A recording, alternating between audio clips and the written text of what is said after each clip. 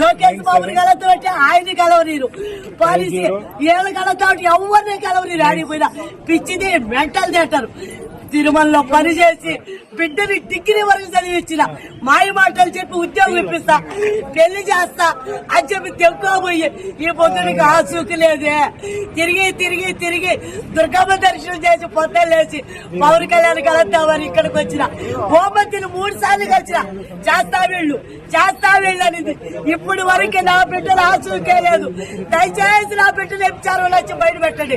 దయచేసి నా బిడ్డను ఉద్యోగం ఇప్పించి పెళ్లి చేయండి. నాకాడికి నాకుంటే పర్వాలేదు. నా బిడ్డ ఆడున్నా బాగుండా డ్రగ్స్ లకి మందులకి అలవాటు చేయొద్దు అని మీకు దండం పెడతా.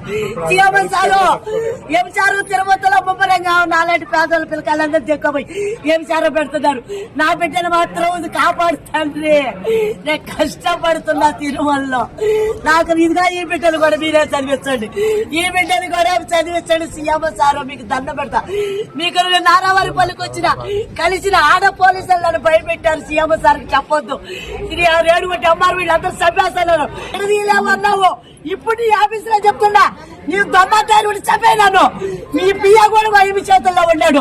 చంపేయండి, అందరూ కానీ చంపేయండి. మా ఇమ్మిని ఇద్దరు దుఃఖమయ్యాయి. ఏమన్నా చేసుకోండి. తల్లి పోరాటం ఎంత బాగా అంటే ఏ తల్లికి కష్టాలు రాకూడదు. ఏ పేదవాళ్ళకి పిల్లలు దుఃఖమయ్యి వ్యాపారం పెట్టి తల్లుల్ని ఆఫీసుల చుట్టూ తిరిగి తిరిగి తిరిగి కొట్టినారు. డిఎస్పీ ఆఫీస్ కడిగి పోతే ఈ విధంగా కొట్టారు. కలెక్టర్ ఆఫీస్ పోతే ఈ విధంగా కొట్టారు. బిడ్డల కోసం పోరాటాన్ని కొట్టారు. నా బిడ్డ కోసం పోరాటం తప్ప 20 ఇండ్లు ఖాళీ చేయించారు. 20 ఇండ్లు ఖాళీ చేయించారు. 20 ఇండ్లు